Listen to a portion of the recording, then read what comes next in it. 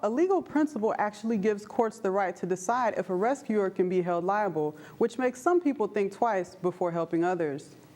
The Good Samaritan Act offers legal protection to those who voluntarily give reasonable assistance to people in distress. But under the imminent peril legal principle, the rescuer may be deemed reckless or unworthy of protection by the courts if he or she causes injury. According to Child Care Aware of America, annual child care costs range from $4,000 to $15,000 in 2011. These statistics show that full-time daycare is more expensive than in-state tuition at a four-year public college.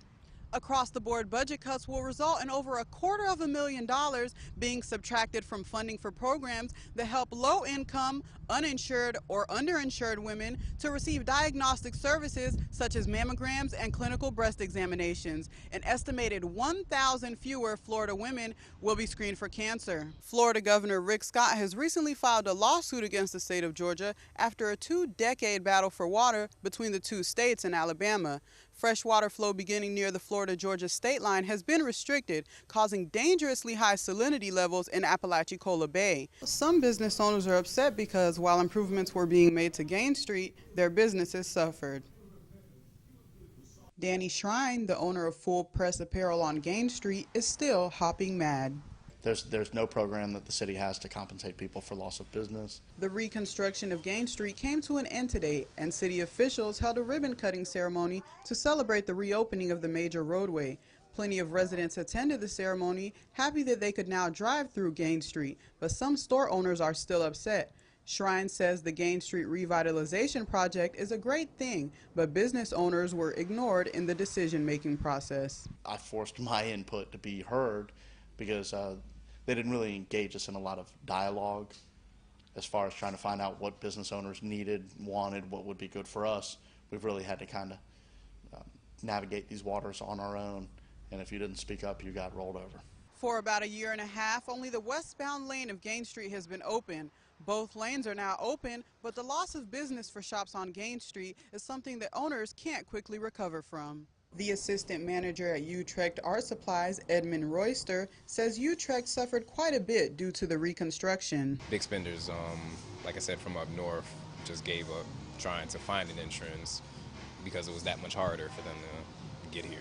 And while many businesses suffered financially throughout the reconstruction, Shrine says he and other Gain Street business owners are anxious to see business improve with the reopening. We're just glad that it's done. We're glad that customers can reach us in two directions. The confusing signs are gone, and people can come from any direction to get to our business. Michael Lord Nelson is a homeless man in Tallahassee.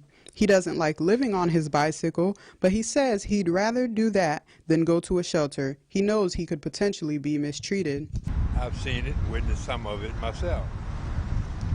Not upon me, attempts upon me, yes, but I've seen victims, and I mean real victims, not of a circumstance, but mostly of another person. 3,000 to 4,000 people experience homelessness each year in Tallahassee, according to statistics from the Big Bend Homeless Coalition, but not all are unhappy with their circumstances. Oh, I love it. They treat me good. I have a bed. They provide my medicine for me. David Luze is the supervisor at the men's-only Haven of Rest Rescue Mission, which feeds about 250 people each day and currently houses 49 men. He says everyone is welcome, but there are conditions. We like to deal with them the way that Christ would deal with them.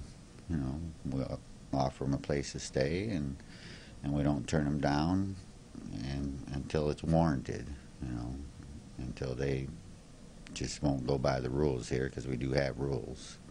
Maston Hodges agrees. He believes that mistreatment comes only after homeless men and women disrespect staff members or disobey the rules. When these things are avoided, he says living in the shelter will feel like living in a real home with a real family. As long as you obey the rules, you know, I mean, you have no problems. No problems at all in there. For the most part, pet owners love them like a family member, but many animals aren't so lucky. Local shelters take in homeless and abandoned animals and care for them until they're adopted, but most don't get adopted, and many are killed. The Leon County Animal Service Center takes in over 9,000 homeless animals each year. Nearly half of them are euthanized. Florida lawmakers filed Senate Bill 872 in an effort to combat euthanasia of unwanted animals and cut down on animal overpopulation. The bill requires that animal shelters make their records public. Erica Leckington, director of Tallahassee Animal Services, is not concerned about the outcome of the proposed measure. Right now, we already post our statistics on a monthly basis on our website, so that information is already readily available to anybody who has access to the internet. Although Leckington believes the Leon Community Animal Service Center has been doing its job in keeping the public informed, she also believes it's important that other shelters make their records public. A lot of people have misconceptions about why animals end up at shelters, and it's really important that they know how many animals are coming in, how many are being adopted, how many are being transferred into their county or transferred to other counties in order to be adopted, and also the ones that are euthanized. We euthanize animals here for a number of reasons, including when owners can no longer afford to have their veterinarian euthanize them.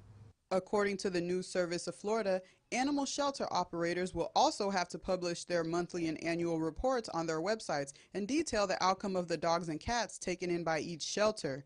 Lawmakers believe that if the people of Florida had access to this information, the 50% euthanasia rate of lost or homeless animals in shelters would decrease greatly. For News 20 at 5, I'm Mhisha Compere.